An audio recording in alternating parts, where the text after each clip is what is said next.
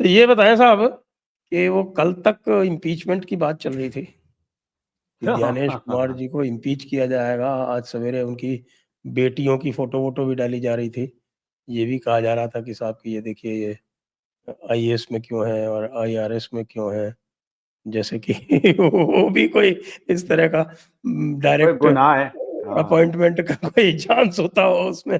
हाँ लेकिन आज मुझे दिख रहा है कि साहब की वो सब पूरा का पूरा इंडी अलायंस जो कल तक ज्ञानेश कुमार जी का इम्पीचमेंट कर रहा था, आज सारे के सारे अपना ट्वीट डिलीट करने में बिजी है। एक बंदा ट्वीट डिलीट कर जी, वो तो पोल खुल गई ना। वो सीएसडीएस वाला जो है लोक नीति वाला, उसने जो संजय कुमार ने जो ट्वीट किया महाराष्ट्र को लेके, दरअसल हुआ क्या होगा, हुआ ये होगा कि प्लानिंग तो ये बनी होगी कि पहले कर्नाटक के आंकड़े लेकर के आएंगे और फिर लेके आएंगे महाराष्ट्र के, क्योंकि उसी तरह से चुनाव हुए, पहले कर्नाटक का हुआ तो उन्होंने कहा होगा कि समय लगेगा और फिर महाराष्ट्र वाले में ये लगे हुए होंगे। ये 3-4 महीने की ड्रिल है। मैंने अभी पिछले हफ्ते एक वीडियो बनाया था कि आखिर राहुल गांधी को ये डाटा दे कौन रहा है। बहुत सारे लोगों ने देखा, लगभग 3 लाख लोगों ने देखा है वो वीडियो। उसमें मुझे शक ये था कि एडीआर की एक टीम होती है जो ये काम करती रहती है। आपसे बात भी हुई थी, आपने कहा था कि सोरोस फंडिंग है, इसमें सब चलता है।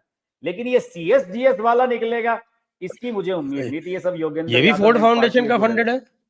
हाँ, ये भी वही है, ये भी वही है। लेकिन मुझे ये नहीं था कि ये इतनी मेहनत करके दे देगा, क्योंकि एडीआर में तो काम रेगुलर पूरे 12 महीने चलता रहता है।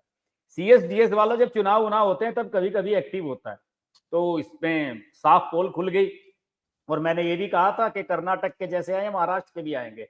और आज संजय कुमार ने जो आंकड़े ट्वीट किए थे, कौन सी लाली सीट क्या है, वो लाली कौन सी सीट है, वो रोली, उस सीट के जो आंकड़े ट्वीट किए और फिर उसे 4 डिलीट सीटों के किया और थे, खुद 4 सीटों के आंकड़े हैं। एक रामटेक है, एक नासिक वेस्ट है और 2 हाँ और हैं कोई।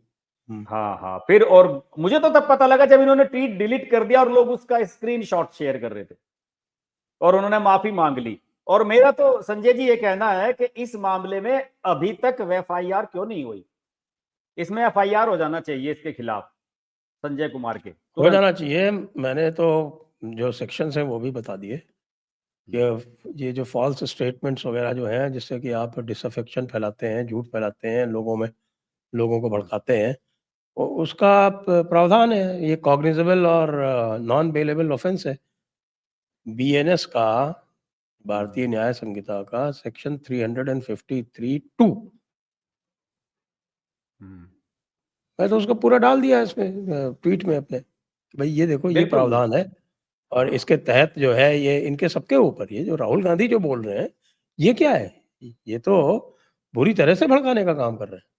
हाँ, ये लोग तो सिविल वॉर शुरू करने के चक्कर में है साहब, कि हाँ, जनता सड़कों पे सिविल उतरे। वॉर करना चाहते हैं तो उसके लिए प्रावधान है न्याय संहिता में, ऐसा नहीं है कि नहीं है।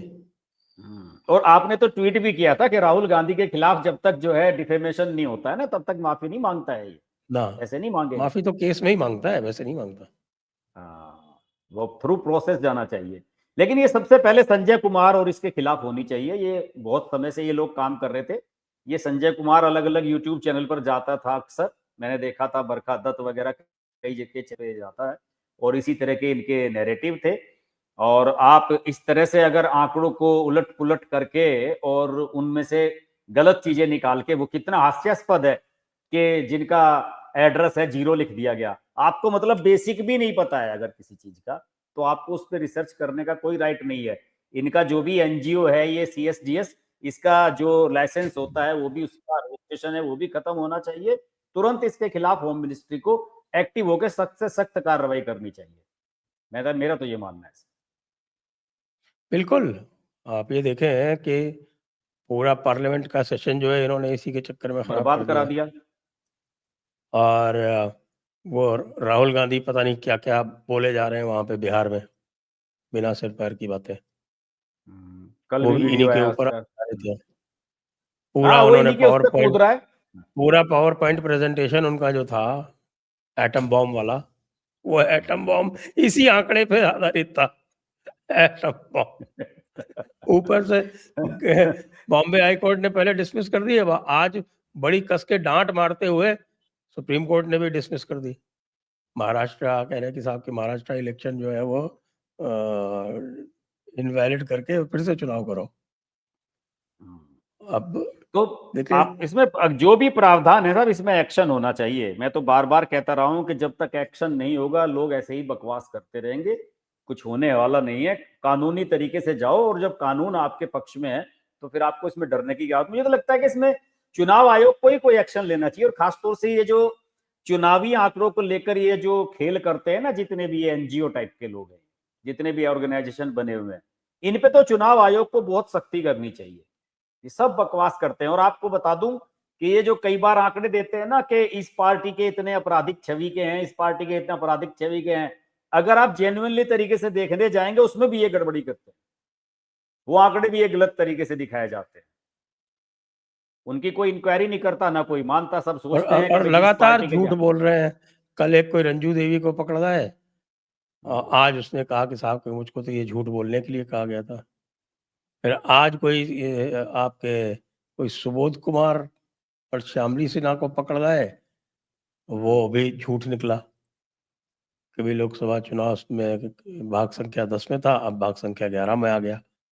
अब वो दिखा रहे हैं कि साहब भाग संख्या 10 से डिलीट हो गया। अरे भाई, ये तो मेरे साथ भी हुआ था। हमारा बूथ नंबर जो था, उस बूथ के 2 भाग हो गए, बूथ अलग अलग हो गए। तो जिस बूथ में मैं पहले था उसमें नहीं रहा, दूसरे में चला गया। हाँ, वो सिंपल इसलिए बात है। क्योंकि वो बूथ जो था वो 1200 की संख्या क्रॉस कर गया। 1200 की संख्या क्रॉस करते ही उसको वो डिवाइड कर देते हैं, वो डिवाइड हो गया। तो इसका मतलब मैं चिल्लाने लगूं, ओए मेरे को डिलीट कर दिया, मेरे को डिलीट कर दिया, मेरे को डिलीट कर दिया। भाई ये तो अपना दायित्व होता है, पर्ची आई जाती है, आपका बीएलओ जो है वो पर्ची दे ही जाता है। अगर पर्ची नहीं भी दे तो आप सर्च कर सकते हो। हाँ बिल्कुल, और ये हम तो लोग वहां सब जब जाके जाते भी हैं वोट करने सेंटर के पे भी पहले मिल सर्च जाती है करते हैं। चीजें। हाँ, अच्छा, सेंटर पे भी हो सेंटर पे जाती भी मिल जाती है। लेकिन है। हम और आप लोग जो हैं, हमारी स्थिति में तो हम सर्च कर सकते हैं ना, इसमें क्या हाँ प्रॉब्लम है बिल्कुल, सर्च करने में? बिल्कुल सही बात है। और देखिए ये जो अभी हल्ला मचा रहे थे कि इतने लाख वोट कट गए, वो आंकड़े दे दिए हैं उसने, चुनाव आयोग ने सब, बस 65 लाख का वो रिलीज कर दिया है कल। तो उसको हाँ, सब लेके कर जो ये दिए। आंकड़ा, कुछ भी हाँ नहीं है इनके पास में, ये बकवास है। झूठ बोल के।